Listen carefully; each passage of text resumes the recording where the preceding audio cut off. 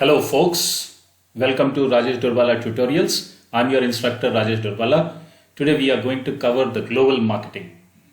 Today, as you know that global revolutions are underway in many areas of our lives, management, be it politics, communications and technology. The word global has assumed a new meaning referring to boundless mobility and competition in social, business and intellectual arenas. So here comes the significance of global marketing, that is marketing the target markets throughout the world, and has become an imperative for businesses. And Indian managers must develop a global vision not only to recognize and react to international marketing opportunities but also to remain competitive at home. Right? So that is what the entire essence of the session today it's going to be. Now, first and foremost, let us understand what is the importance, or why do we need, or what is the rationale for global marketing. Why do companies need to go global? Moving into it, the first and foremost idea that we need to understand the rationale of globalization. Why do we need the globalization? First and foremost reason could be the political rationale, right? There are many treaties, there are many agreements between governments, and for which they may need to agree for exchange of goods and services. So that leads to the political rationale leads to globalization.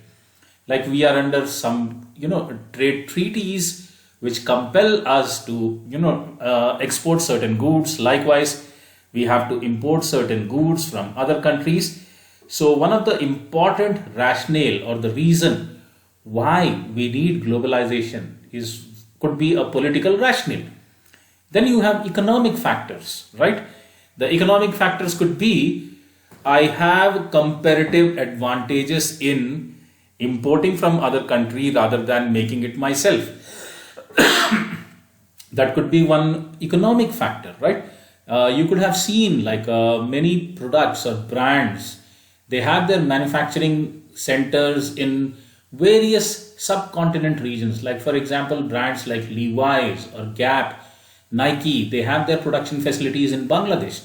It's just the economic factor which takes advantage of the cheap labor or workforce available in Bangladesh, right? So that is an economic factor for going global.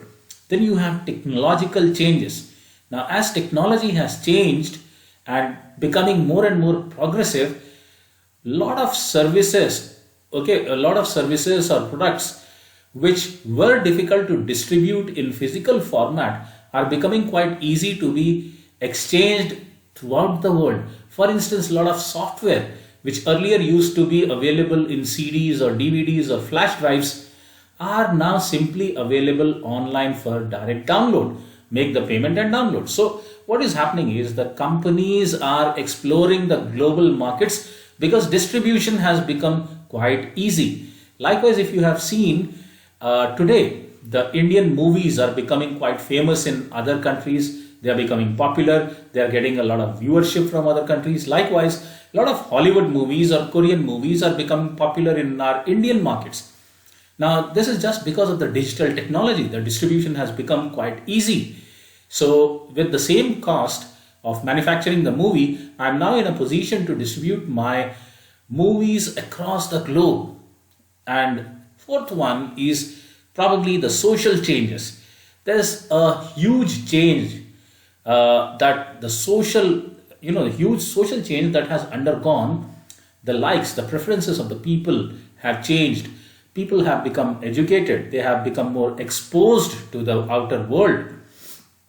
Now they have access to digital technologies, digital satellite televisions, internet, OTT platforms, and due to which now we are exposed to the Western world and we are demanding more of international products, international brands. Now, this sort of a social change is also forcing globalization. Now, these are some of the rationales for going global. Then, what are the implications of globalization? First and foremost implication that could be is economies of scale of production and marketing. Now I am selling in more number of countries. Since I am selling in more number of countries, now what happens is the per unit cost of production of each unit can easily go down. Likewise, the per unit cost of marketing can easily go down because I am enjoying the scales, right? So with globalization, companies can enjoy economies of scale of production and marketing. Likewise, improved quality. With a lot of pressure due to competition, companies are coming in, foreign companies are coming in, and the local brands, local companies are competing with them. So definitely what has to happen is we have to meet their quality standards. So if I have to sell in American or European markets, the Indian brands, Indian products need to maintain or need to attain those quality standards. So with this, what is happening is we are getting products or services of improved quality, and I would say of international quality. This could be an implication of globalization. And likewise, you have the availability of new products and services.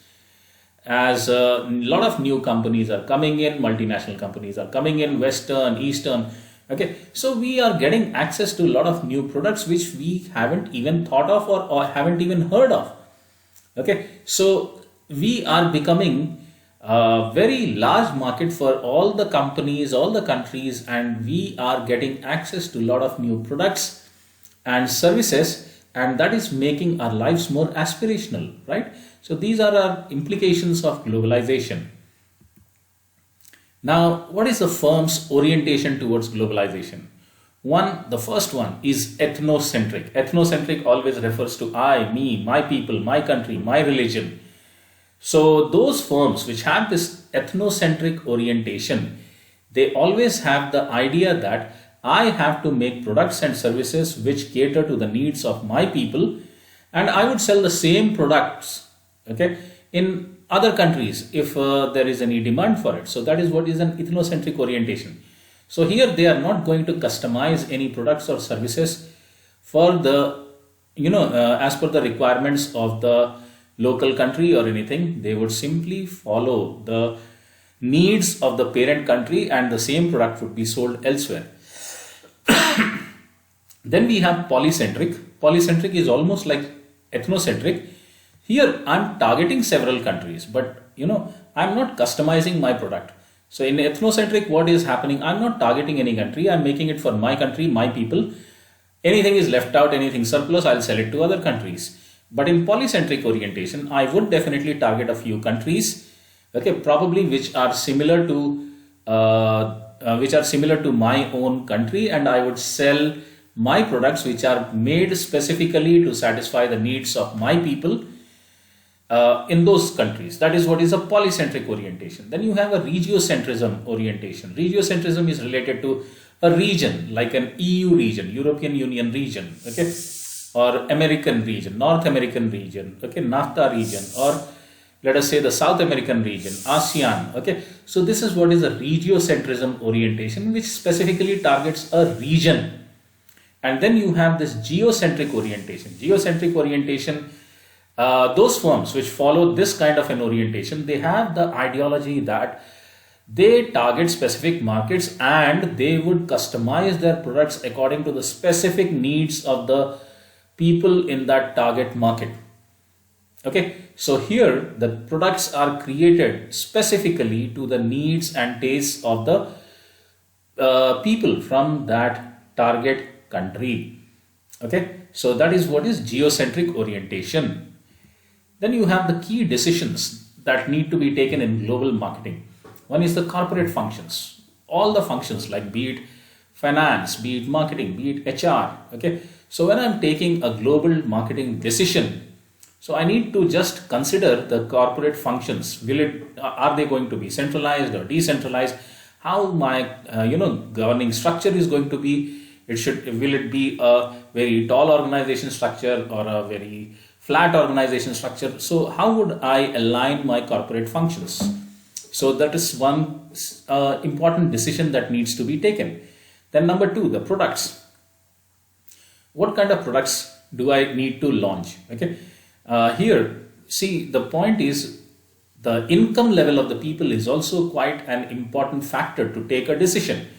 So based on the income levels of the people, can I launch the same product, or do I need to, sell products at smaller SKUs?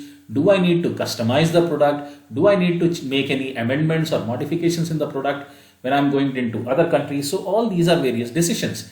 Now, for instance, when McDonald's wants to make its fries in India, it cannot use the cow fat. It needs to use the edible oil to make the fries. So that's how you are making a shift, a modification in your product. So these are certain decisions that you need to take. Likewise, the marketing communications. It's very important that, people in different countries, they understand things differently. Now, for instance, Maggi became successful in India only when the ads, they started showing how to make Maggi. So this is very important, like, because in India, the instant noodles is a very, very new product and a new segment. So people never understood how to make it. So they had to show how to make it, how to prepare it in their communications so that the demand for the product rises. So when you are deciding the marketing communications, you have to understand the needs and preferences of the people, their tastes and preferences, and then customize your marketing strategies. So how your marketing communications is going to be like, it depends on the target market, and according to the literacy levels, their standard of living, and all those things. Based on that, you need to create your marketing communications. Likewise, the distribution. Okay, what are the channels of distribution? How are you going to distribute your product? Where is your product going to be available? Is it going to be online, offline, or mixed? Okay, and omni-channel. So will it be available only in the major cities, or will it go into the remotest of the rural areas? Now just see, if you understand, P&G hasn't created a very robust distribution network in the rural markets the way Unilever has done in India. So a very important and vital decision is the distribution. And a very, obvious thing is countries. I need to take a decision on countries as well.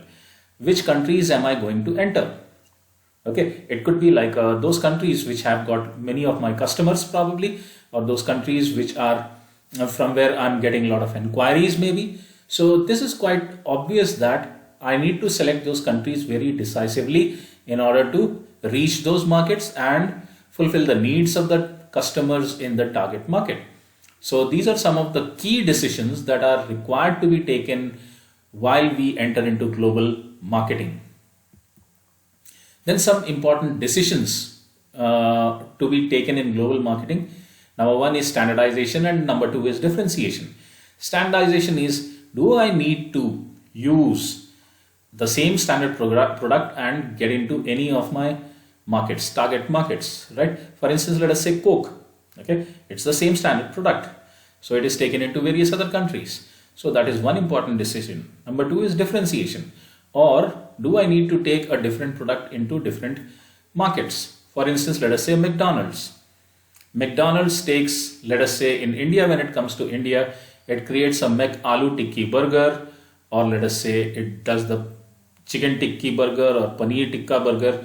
So these are differentiations. You won't find this in the American markets. So when they enter into the local markets or the target markets, they may have to differentiate their products. So differentiate their products from the products available in the home country.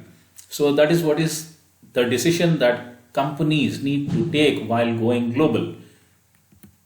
Then understanding the growth of emerging markets global forms. Okay, now when we are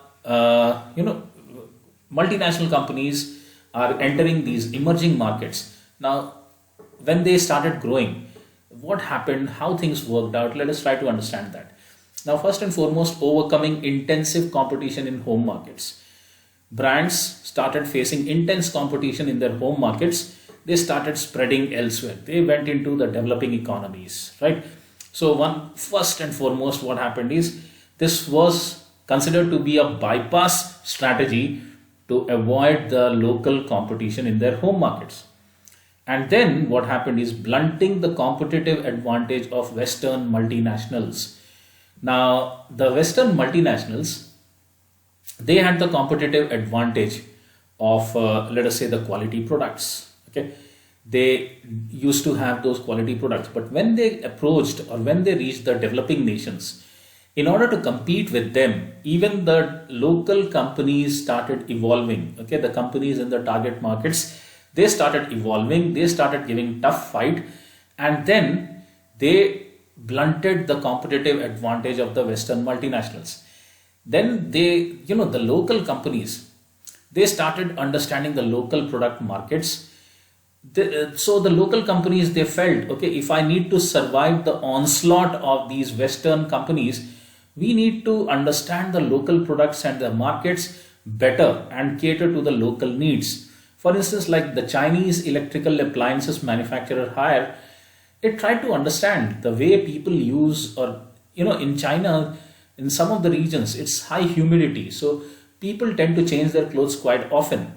So what they did, they started creating some small little washing machines which consumed lesser water and less clothes can be easily washed in it, and it was portable enough. So based on the local needs and requirements, they tried to create products for them.